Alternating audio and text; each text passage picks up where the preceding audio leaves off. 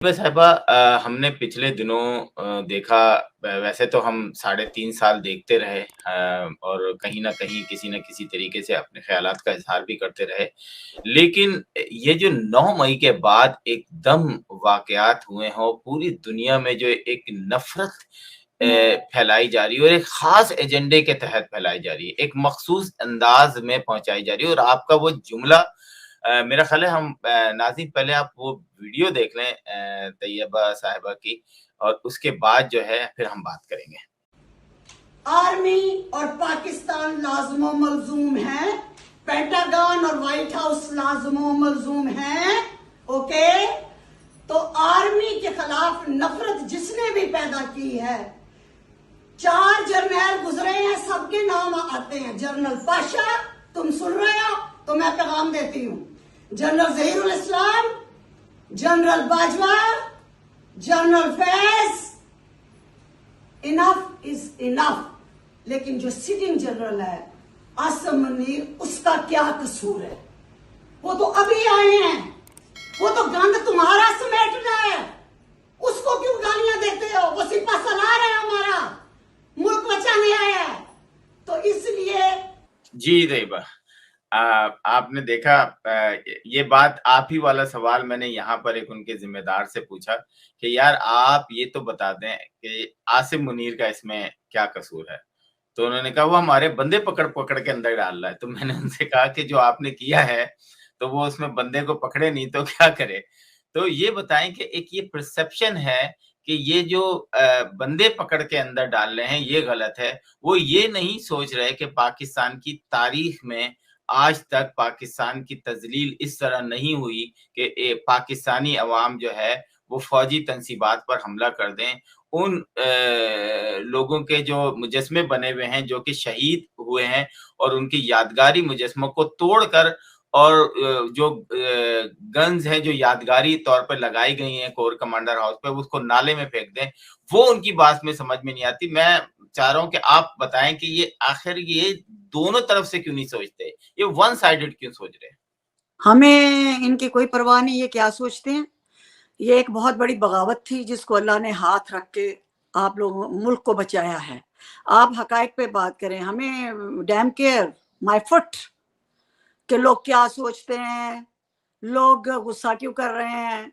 भाई ये वो बिगड़ी हुई नस्लें हैं, ये वो बिगड़ी हुई औरतें हैं जो क्रश के मारे हुए लोग हैं, इश्क के मारे हुए ब्लाइंड ब्रेन वॉश लोग हैं। ये एक कल्ट बन चुका है, और जो अपने लीडर, अपने मुर्शिद, अपने पीर के लिए फिर अंधे हो जाते हैं और फिर इन्हें कुछ नजर नहीं आता। हमारे लिए ये अब कोई इतनी अहमियत नहीं रखते ना पहले रखते थे।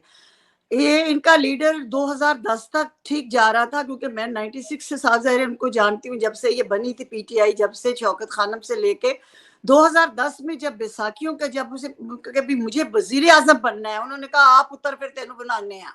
2010 के बाद वो इमरान खान में चेंजेस आनी शुरू हुई। पहले वो नजरियाती था, फिर उसमें चेंजेस आनी शुरू हुई, और वो जनाब कुछ वफा से शाह से ज्यादा शाह के वफादारों ने उसको जलील किया। मैंने एक स्टेज पे इसको कहा भी था कि तुम्हारी जेब में खोटे सिक्के, और कायदे आजम ने कहा था कि खोटे सिक्कों से, तो आज खोटे सिक्के वो देख रहा है ना। तो कुछ मशीर अच्छे होते हैं, कुछ लोग अच्छे होते हैं जो सही मशवरा देते हैं। तो हम तो सिर्फ मुखलिसीन में मुखलिस सपोर्टर रहे थे, शौकत खानम के भी और इमरान खान के भी।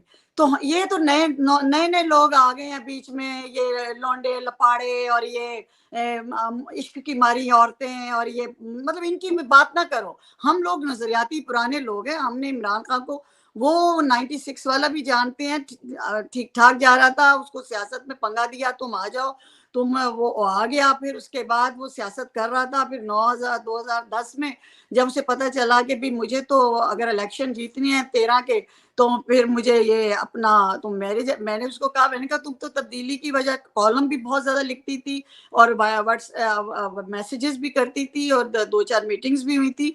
मैंने कहा आप तो तब्दीली का नारा लेके आए थे, आपको पता है पहलों से जो लोग बेजार थे वही आपके साथ जुड़े थे, तो ये तब्दीली कैसे आएगी अगर आप उसी सिस्टम के तहत आ रहे हैं।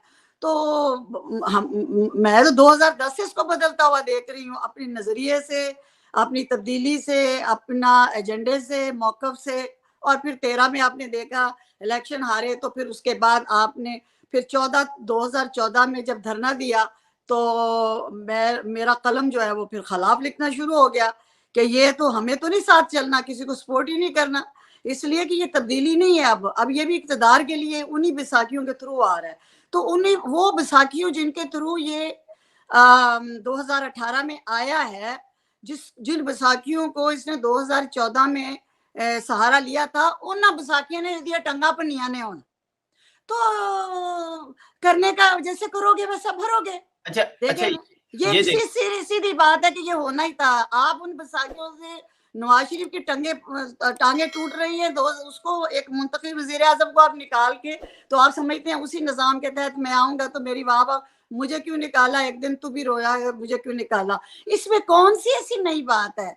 ये मकाफाती अमल होना था, मगर ये तो एक सियासी बात है जो मैं आपसे कर रही हूँ, ये तो होना ही होना था। लेकिन बीच में जो 9 मई आया है वो आपकी 75 साल जिंदगी तारीख में कभी नहीं कोई तस्वर कर सकता। ये जनाब लाल मस्जिद से भी बड़ा वाकया है। ओके, अभी लाल मस्जिद के 4-5 सपोलिये जिंदा रहने दी हैं। देखिए अगले दिन भी इस्लामाबाद में वो डंडा बरदार काले, तो हम उस वक्त मुशर्रफ की आमरीत के खिलाफ थे, तो हमने बड़ी लान तान की मुशर्रफ को कि आपने लाल मस्जिद का और जामे अफजा का क्यों ऑपरेशन किया, वो कीड़े मकोड़े अभी तक निकल रहे हैं।